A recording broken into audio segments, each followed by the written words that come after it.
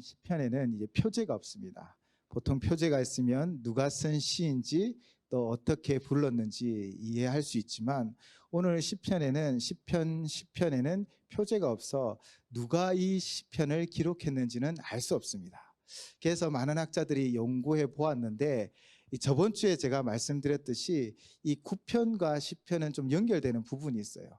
둘 다 답간체로 되어져 있는데 이 답간체란 이 히브리어의 알파벳 순서대로, 즉 우리나라의 기역, 니은, 디귿, 리을 순서대로 이 시편이 기록되어져 있다는 것이죠. 근데 9절과 10절은 또 구편이 11번째인 카프로 끝나고요.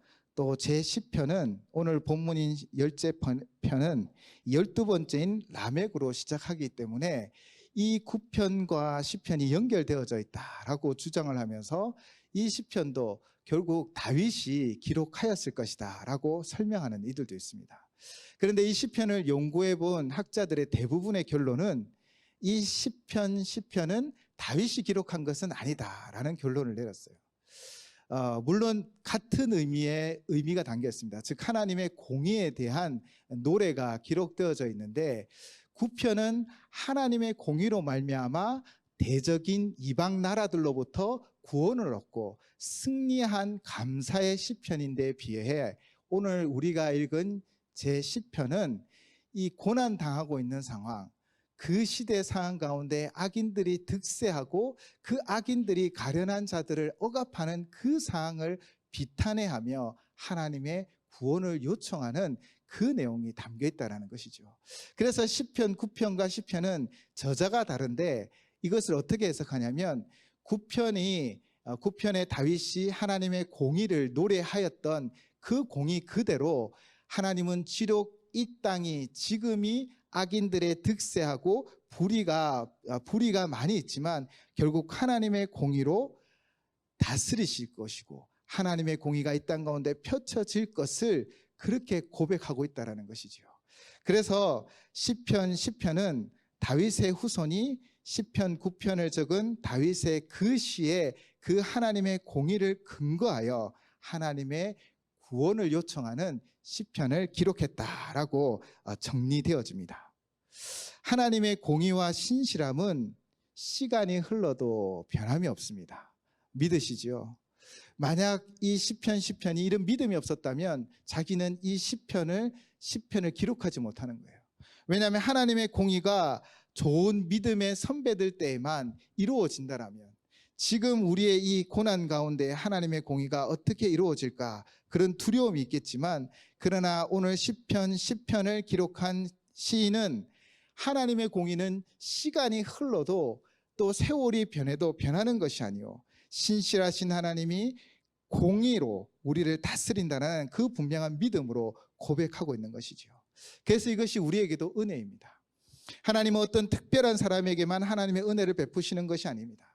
또 특별한 사람이 있는 특별한 시대에만 은혜를 베푸시는 것이 아니라 어느 세대이든 어느 시대이든 하나님을 의지하는 자에게 하나님은 하나님의 공의를 베푸시고 신실하심으로 역사해 주신다는 것이죠. 그 믿음으로 지금 시편 10편을 기록한 시는 노래하고 있는 것입니다. 오늘 이 시간에도 우리가 오직 예수 그리스도의 보혈을 의지하여 하나님 보좌 앞에 담대히 나아가면 하나님은 동일한 은혜를 우리에게 베풀어 주시는 거예요. 우리를 건져주시고 우리를 인도하여 주실 줄을 믿습니다. 그래서 지금 시편 10편의 기자는 이렇게 노래하고 있습니다. 먼저 그는 사실은 이 시대가 도저히 이해가 되지 못해 하나님 앞에 따지듯 하소연하고 있습니다. 1편을 보시면 여호와여 어찌하여 멀리 서서 어찌하며 환난 때에 숨으시나이까 라고 고백하고 있죠. 하나님의 공의가 더딘 것 같아요. 분명 하나님은 공의의 하나님이신데 왜 이 시대는 지금 악해서 가난하고 약한 자들이 어려움을 당하고 그 가진 것들도 빼앗깁니까? 그런데 하나님 왜 지금 숨어 계시고 가만히 서 계십니까? 라고 지금 비탄해하며 하나님 앞에 호소하고 있는 것이지요. 사실 이 표현은 이 시인만의 표현이 아닙니다. 사실 우리도 그렇잖아요. 우리가 살아가는 인생 가운데 우리가 이해하지 못하는 환난이 다가오고 또 우리가 보았을 때 왜 저 사람은 저렇게 고난을 당해야 되고 어려움을 당해야 돼라는 생각들을 가지게 되어집니다. 또 세상을 바라보면 우크라이나 전쟁을 통해서 러시아의 그 전쟁을 통해 그 가난하고 연약한 자들이 더 큰 어려움을 당하고 여인과 어린아이들이 그 환난 가운데 어려움을 당하는 것이지요. 그렇게 우리는 어찌하여 이 땅이 하나님의 공의가 드러나지 아니합니까? 라고 고백하며 하나님 앞에 한탄할 때도 있다는 것입니다. 그런데 그 이유는 무엇일까요? 우리가 하나님을 바라보고 세상을 바라볼 때 우리는 사실 우리의 시간표대로 이 세상을 바라볼 때가 많이 있습니다. 지금은 이것이 필요한데, 지금은 이때인데라고 우리는 생각할 때가 종종 있다는 것이죠. 우리는 우리의 기대와 시간표대로 하나님을 바라보고 그 하나님의 계획과 시간표를 이해하지 못할 때가 많이 있습니다. 그러나 우리의 삶을 뒤돌아보면 여러분은 어떠했어요? 그때는 그 어려움과 환난이 있었지만 시간이 지나 뒤돌아보면 하나님이 그 가운데 역사했다라는 것을 우리는 알고 있습니다. 즉 하나님의 시간과 하나님의 계획은 우리와 다르다라는 것이지요. 그래서 우리는 이렇게 해야 됩니다. 하나님, 저를 좀 따라와 주세요 라고 하나님 앞에 우리의 등을 보이는 것이 아니라, 하나님, 제가 하나님만을 신뢰하고 하나님만을 의지하겠습니다 라고 우리의 얼굴을 하나님 앞에 보여드려야 한다는 것이지요. 우리가 우리의 방식, 우리의 생각대로 세상이 움직여지는 것이 아니라 하나님의 때와 하나님의 계획대로 움직여짐을 믿고 바라보셔야 합니다. 그래서 시인은 2절을 통하여 이렇게 요청하고 있는 것이지요. 악한 자가 교만하여 가난한 자를 심히 압박하오니 그들이 자기가 베푼 꾀에 빠지게 하소서. 하나님의 때에 하나님이 반드시 이 악한 자들을 심판할 것을 그는 고백하고 있는 것입니다. 그러면서 3절로 11절까지 이 악인들의 행패와 그들의 제약을 드러내고 있지요. 조금 요약해 보면 3절에서는 마음의 욕심을 자랑하고 하나님을 배반하는 자로 고백을 하고 있고요. 4절에서는 하나님이 없다 하는 자요. 또 5절에서 악인의 길이 잘 되고 주의 심판은 멀어서 그에게 보이지 않는다라고 시인은 고백하고요. 6절에서 자신은 흔들리지 않고 환난을 당하지 않을 것이라고 악인들은 생각한다라는 것입니다. 그리고 7절에서는 저주, 거짓, 포악, 잔해, 이 잔해는 사람에게 인정이 없이 아주 모질게 굴고 물군을 부순다라는 뜻이 있습니다. 그리고 제약이 가득하다는 것이죠. 그리고 8절에서는 무지한 자를 죽이고 가련한 자를 노린다고 합니다. 9절과 10절에서는 가련한 자를 잡을 기회를 찾고 넘어뜨리고 11절에서는 교만하여 창조주 하나님을 잊어버리고 그분 또한 보지 않는다라고 기록하고 있습니다. 3절에서 11절까지 악인들이 어떤 모습인지 구체적으로 참 그려주고 있는 거예요. 이들은 하나님이 없는 것처럼 살아가고 자신의 힘과 능력을 의지해서 약한 자들, 가난한 자들 것들을 빼들고 자신만 더 잘 살려고 한다는 것이죠. 이런 사람들이 사실 우리가 살아가는 이 시대에도 있다라는 거예요. 그 악인들이 왜 이렇게 잘 될까? 악인들은 무너지지 않고 패배하지 않고 승리하는 것처럼 보인다라는 것입니다. 이렇게 이 말씀을 묵상하면서 이런 생각이 들었습니다. 사실 악인들이 악인으로 태어나는 건 아니잖아요. 모든 사람들은 다 갓난아기로부터 시작되어져요. 우리는 다 똑같이 시작했어요. 똑같이 태어났어요. 그런데 왜 악인들은 이런 삶을 살아가는 것일까요? 그들이 사회에서 힘을 얻고 지위를 얻으면 왜 가난한 자와 가련한 자들을 괴롭히며 악을 행하는 것일까요? 이런 생각을 하다가 제가 2015년에 본 영화의 한 장면이 떠올랐습니다. 2015년에 이 암살이라는 영화가 있었거든요. 혹시 암살이라는 영화 보셨습니까? 독립군의 이야기를 그린 영화인데요. 독립군이 이 친일파를 처단하기 위하여 3명의 독립군을 보내어 그 암살을 하려고 합니다. 그런데 이 사실을 알고 있는 밀정이 있었어요. 스파이가 있었습니다. 그가 이제 조선으로 돌아와 그 독립군들을 찾아서 심판하고 자신은 그것으로 말미암아 이익을 얻으려고 하는 하는 내용이 그려져 있었는데요. 제가 2015년에 이 청소년부를 담당했기 때문에 우리 청소년부 친구들하고 이 영화를 보면서 정말 애국심이 정말 솟아나는 영화였습니다. 그런데 이 영화의 마지막 부분을 보면 이 독립군들이 그 목적을 이루긴 이뤄요, 결국에는. 그런데 거의 다 죽음을 당합니다. 그리고 그 스파이라는 그 사람은 해방된 조국에서 경찰국장이 되어 있더라고요. 그래서 떵떵거리고 있는데 친일 행적에 관하여 재판을 열었을 때 그 친일 행적을 증언할 증인이 있었는데 그가 죽임을 당하고 결국 그는 무죄로 풀려나게 되어집니다. 그 장면을 보면서 우리 애들이랑 얼마나 분노했든지, 어떻게 악인이 저렇게 풀려나고 악인이 저렇게 이길 수 있느냐라는 분노가 있었는데요. 그러나 결국 그도 뿌린 대로 거두게 되어집니다. 마지막 그도 심판 앞에 총을 맞아 죽게 되어지는데 그가 그 마지막 순간에 이 변명을 합니다. 왜 동지를 팔았느냐라는 질문 가운데 그는 몰랐으니까, 해방될 줄 몰랐으니까, 알면 그랬겠느냐라고 이야기했다라는 것입니다. 염석진은 이게 실존 인물인지 아닌지는 정확히 알 수 없지만 그는 해방될 것이라고 꿈에도 생각하지 못했던 것이죠. 영원히 일제가 이 나라를 다스릴 것이라고 생각하고 그들에게 협력하여 바로 독립군을 팔아먹고 그 이익을, 자신의 유익을 위해 살아갔다는 것입니다. 악인들은 이런 이들입니다. 그들은요, 하나님의 심판을 기억하지 못하고 하나님이 이 세상을 다스리는 것도 믿지 않고 자신의 힘과 권력만을 의지하고 살아간다는 것이지요. 그렇다면 우리가 이 땅 가운데 살아갈 때 우리는 어떤 사명으로 살아가야 할까요? 일제 치하 속에서는, 일제 강점기 중에는 두 종류의 사람이 있었습니다. 한 사람은 반드시 독립이 될 것이라는 것을 믿었던 사람가요? 또 다른 사람은 독립이 될 것이라고 생각도 못했던 사람이라는 거예요. 그렇다면 우리의 사명은 무엇일까요?